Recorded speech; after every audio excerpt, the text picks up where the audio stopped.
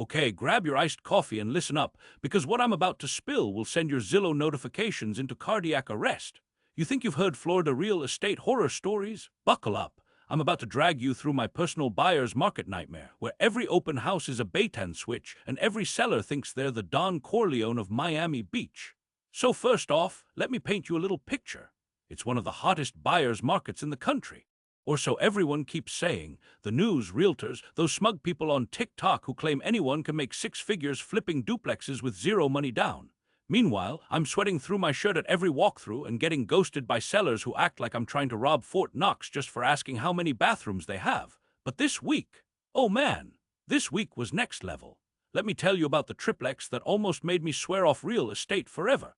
So I find this triplex in a neighborhood that's supposed to be up and coming, which is Florida code for bring your own flood insurance and maybe a taser. Asking price? $645K, not cheap, but in this market, if it comes with plumbing that works and tenants who don't set things on fire, it's practically a steal. I call up the listing agent, let's call him Chad because he had that vibe. Chad says, yeah, bro, we're getting a lot of interest. If you want this place, you gotta move fast. Of course, the classic, but here's where it gets juicy. Chad tells me I can't see inside any of the units without submitting an official offer first. I'm like, wait, what? Isn't that like asking someone to marry you before you've even seen their face? Chad goes, it's just how the seller wants to do it. So I ask, what about photos? He says, and I swear to God, no interior photos online either. You ever get that feeling when someone tells you not to look in their closet and now all you can think about is what kind of bodies they've got in there? That was me right then, but okay, maybe he's just playing hardball, so I press him on the tenants. What are they paying, any leases? He says they're all month to month, rent's a little below market. A little sketchy, but maybe workable, until he drops his next bomb. Seller wants $32K in escrow before letting anyone see inside. I practically spit out my cold brew. Excuse me? Yeah, Chad says cool as can be. Standard practice for an in-demand property. Is this standard practice at Alcatraz? Because no way am I throwing 32 grand into escrow blind on a place I haven't even peeked into. For all I know, there are squatters running an iguana rescue ring in there with 3 feet of standing water from Hurricane Denise or whatever. My heart is pounding and my brain is screaming run. But then again, what if this is just how things work now? What if everyone else is playing this game and I'm the one missing out? I go back and forth with Chad for days. He's got an answer for everything but never actually gives me anything useful. He starts texting me at weird hours. Still interested. Seller might move soon. Like he's peddling concert tickets outside Hard Rock Stadium. Meanwhile, my phone is blowing up with alerts about other properties being snatched up before they even hit the MLS. My group chat friends are like, just throw in an offer. You'll regret it if you don't. As if gambling on 6 figures is the same as ordering takeout sushi from a new place. But let's pause here because things get even wilder with property number 2, the infamous fourplex. This one is in a slightly nicer part of town, or so the glossy drone shots suggest. Always check Google Street View for the cars on cinder blocks. The seller bought it for $140K back in 2012, and now it's supposedly worth between $800K and $900K depending on which shady realtor site you trust. I figure, let's go big or go home. So I throw out $1 million offer just to see what happens. You think that would get some attention, right? Nope. They shoot me down flat. No counteroffer, no negotiation. Just a curt message from their agent saying they want $1.2 million minimum or don't bother calling again. At this point, I start wondering if these listings are even real or if it's some elaborate prank show where Ashton Kutcher pops out dressed as a mortgage broker. Everywhere I turn, it's either sellers holding open houses like underground speakeasies or agents acting like gatekeepers to Area 51. Can't see inside unless you sign your life away. No leases on file, but trust us. Tenants pay on time. Tenants won't allow showings, but we promise it looks great. HOA rules change weekly. Last week chickens were fine. This week only emotional support alligators allowed. Oh, by the way, there's some minor roof damage, but our cousin Vinny can fix it cheap. I mean, come on. I hit rock bottom after that fourplex rejection. Sitting at my kitchen table, surrounded by sticky notes and Zillow printouts like some true crime detective who just snapped. My friends keep sending me memes about landlord life, while my mother texts me links to condos that are obviously catfishing everyone with 2005 furniture photos. One night I'm doom-scrolling Reddit threads looking for solidarity when I read someone say, renting in Florida is cheaper than owning right now. And honestly, it hits me right in the solar plexus. Because let's be real, If you rent here, yeah, maybe your landlord ignores mold until it spells help on your ceiling. But at least you're not draining your savings into escrow scams for properties full of mystery tenants and secret black mold parties. At least you're not on the hook when hurricane season turns your investment property into waterfront overnight. And then my phone rings again. Chad, of course. He leaves this voicemail dripping with desperation. Hey man, seller might be willing to lower escrow if you wire by tomorrow morning, but there are 3 other offers lined up. 3 other offers. On this junk heap no one has seen inside except probably raccoons. Either everybody else has lost their minds, or there really are investors out there with more money than sense. The next day at work my brain is mush. I can't focus on anything except trying to solve this Rubik's Cube of greed and chaos called Florida Real Estate. My coworker Lisa leans over like she knows something juicy. She always does. You know those sellers aren't really serious about selling, right? She whispers. They're just testing how high people will go before they actually have to clean out all their cousin's stuff from Unit B. Lisa claims her neighbor once did something similar, listed her house for $500,000 without ever letting anyone inside. When buyers insisted, she finally did a showing. She tried charging them $500 each for wasting her time. Florida logic. We both laugh, but deep down I know she's right. The whole thing feels rigged from top to bottom. This is HGTV, it's Survivor Everglades edition, and someone keeps moving the immunity idol.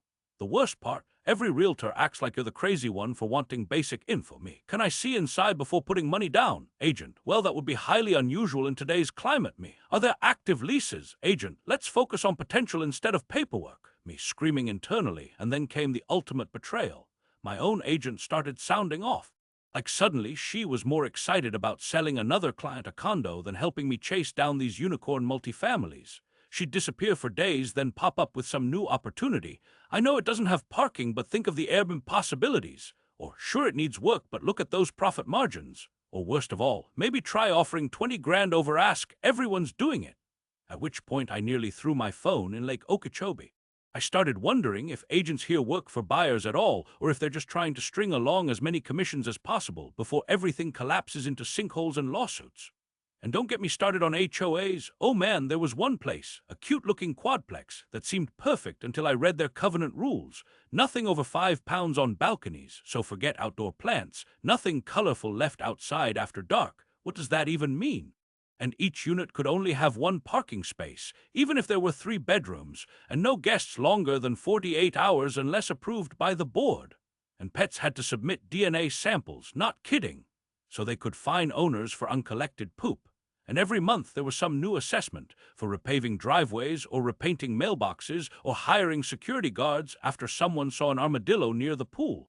It was like living under North Korean rule, except with more flamingos painted everywhere. And yet people lined up just to get their applications considered. Some guy whispered he paid off 2 board members just so his dog could visit without paperwork. It was madness wrapped in bureaucracy, smothered in pastel stucco. You know what finally broke me? One night I lay awake calculating mortgage payments versus rent versus special assessments versus how much I'd owe if another hurricane came through. Because insurance barely covers half unless you sacrifice a live chicken under the full moon. I realized I could rent twice as much space in half as nice a location for less than I'd pay buying one of these ticking time bombs. After everything, the Chad agents, the delusional sellers, the HOAs from hell, it felt like Florida itself was daring me to keep trying. But I couldn't quit yet, not after everything I'd been through. I needed advice, real advice, not from agents or TikTokers or group chat meme lords, but from people who actually survived buying multifamily down here. I posted everywhere, Reddit, Facebook groups, even Craigslist housing forums, and mostly got stories worse than mine. One guy found out his tenants ran an illegal crypto farm in Unit C and shorted out half the block. Another bought sight unseen only to find 3 generations of iguanas squatting in his attic. Some poor woman got sued by her HOA because her mailbox flag was too shiny. Yet despite all this, people kept buying, kept betting big, kept hoping this would be their ticket out of renting forever. I couldn't tell if I admired them or pitied them, or if I'd become one of them myself. The next week I get another call from yet another agent, this one named Summer, perfectly Florida. She says she has a pocket listing no one else knows about, a duplex walking distance from downtown, but hush-hush because tenants don't want word getting out. She sends blurry photos of what looks like an abandoned motel lobby. Great bones. She writes, she says I can tour one side, as long as I sign an NDA promising not to talk price with neighbors. What? Bring a certified check for proof of funds, and agree not to take any pictures during my visit. Tenants value privacy. I tell her this sounds sketchy as hell, and she laughs like I'm joking. That's just how deals get done here. Every step deeper into Florida investing feels more surreal, like eventually someone will ask me for payment in gold coins or Bitcoin or rare parrots instead of dollars. But still, the FOMO clings tight. Prices tick up every week. Rental listings vanish overnight. Every time I hesitate, someone else swoops in with cash from New York or California or wherever with deep pockets and zero patience. One night after yet another failed offer, this time on a triplex whose foundation was literally sinking. I head down to our building pool, where old-timers gather nightly to drink boxed wine and talk trash about everyone else who lives here.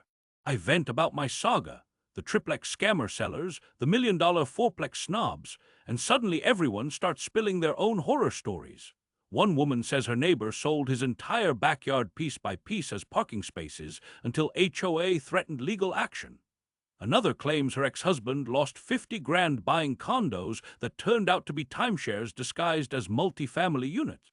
A retired cop warns that half these listings are owned by shell companies who let places rot until insurance pays out more than selling would ever get them. Everyone nods along like none of this surprises them anymore. They've all seen too much. They're numb to Florida madness now. But then quiet little Mrs. DeLuca pipes up. Years ago, her daughter tried buying up duplexes around town, made offers sight unseen because everyone said prices would double soon enough. But after closing, found squatters living rent-free thanks to local laws protecting long-term guests more than actual owners.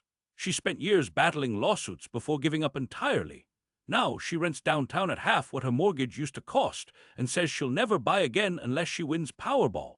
The whole table groans, but secretly everyone agrees. It's safer renting than risking everything on Floridian roulette disguised as real estate investment. Still, something gnaws at me late at night. A stubborn hope or stupidity, maybe both, telling me maybe next time will be different. Maybe next time I'll find that deal, the one honest seller left, the one agent who actually cares, the one property not hiding termites behind every wall. It almost happens too. A few weeks later, another triplex pops up online. Price is decent, photos look legit.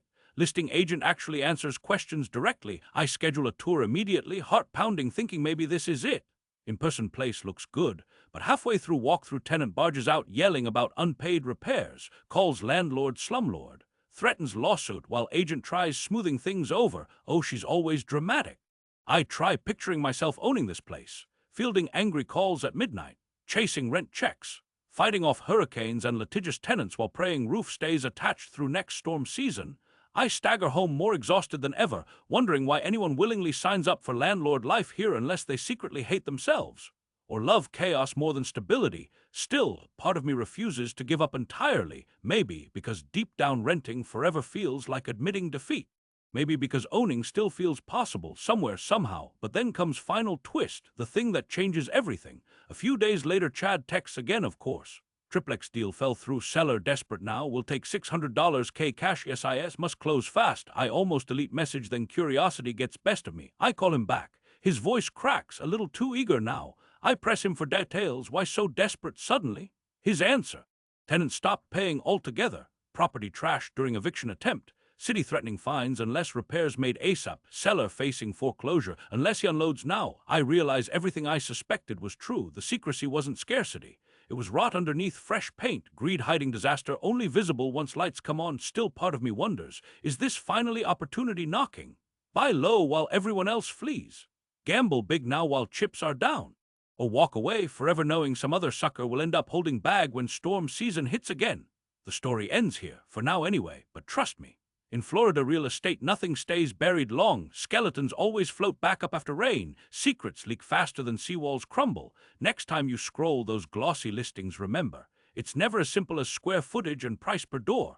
Somebody always knows something they're not telling, and sometimes the biggest risk isn't missing out. It's being left holding keys nobody else wants when music finally stops.